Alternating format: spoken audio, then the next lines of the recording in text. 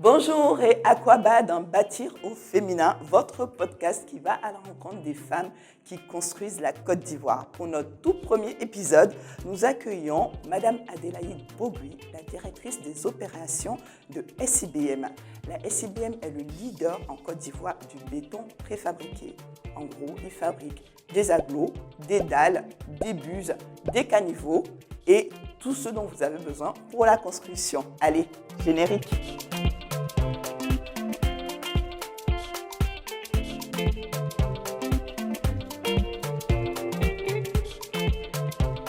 Adélaïde, bonjour.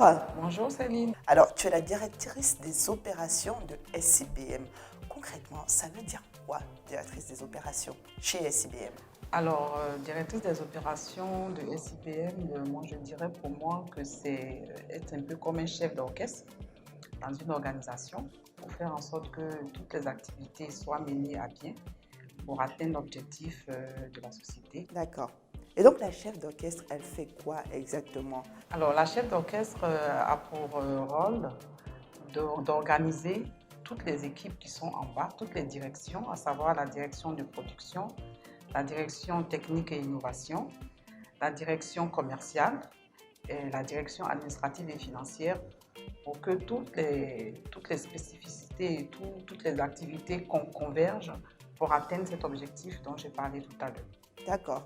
Du coup, c'est de grosses responsabilités et dans un domaine qui est quand même un domaine jusqu'ici plutôt réservé aux hommes. J'ai envie de te demander, tu as toujours voulu travailler dans ce domaine technique-là ou tu es tombé dedans, comme on dit chez nous? Là, je dirais non. Je dirais non. C'est vrai qu'à la base, moi, je suis financier. Je suis sortie de l'INSEP avec un diplôme de comptabilité supérieure. D'accord. Et j'ai commencé ma carrière. C'est plutôt étonnant quand même, hein? Ben oui, c'est ça l'insolite dans ma carrière. Je suis rentrée à SIBM en 1995. Donc, je suis rentrée là-bas en tant que directrice administrative et financière. Mais il faut dire que le métier du bâtiment, de la construction, c'est une autre de mes passions. Ça m'a toujours passionnée. Et donc, quand je suis arrivée à SIBM, je me suis intéressée à toutes les activités de la société. Je ne me suis pas cantonnée à la partie finance. Moi, mes patrons ont eu confiance en moi, vu l'acharnement que j'avais au travail, vu ma rigueur. Ils ont eu confiance en moi. Et bon, après, ils m'ont proposé ce poste de directeur des opérations. Effectivement.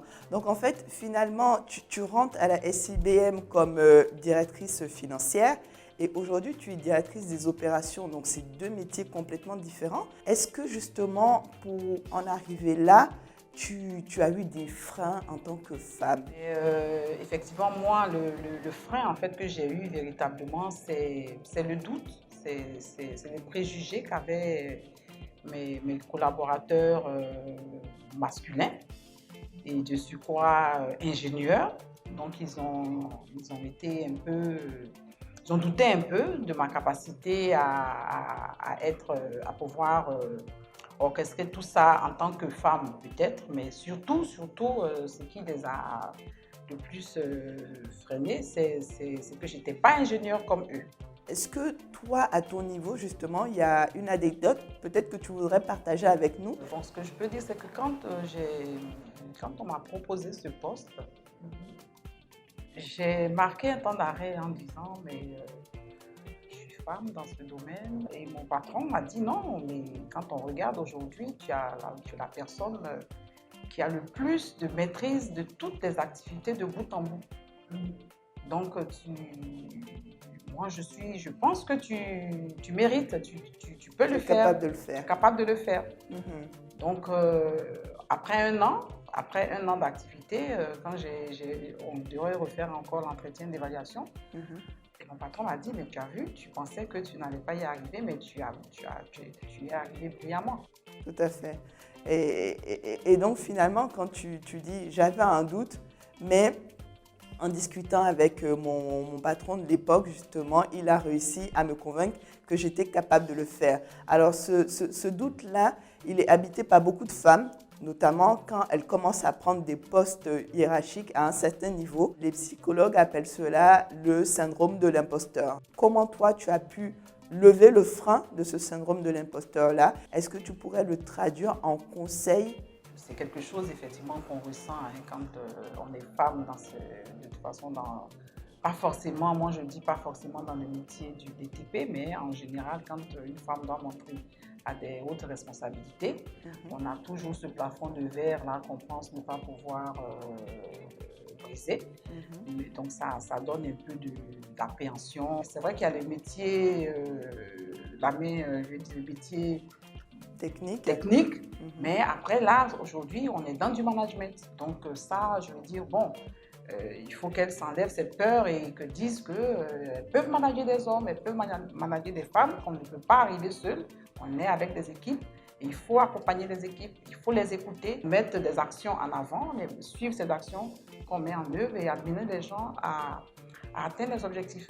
Et encourager les filles à espérer, à être motivées, à avoir des ambitions dans la société, que ce soit dans l'entreprise ou même au-delà de l'entreprise. Tout à fait.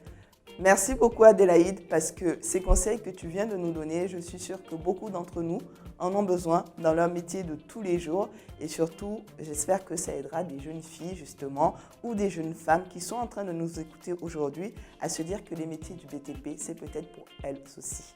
Merci Adélaïde. Merci Céline.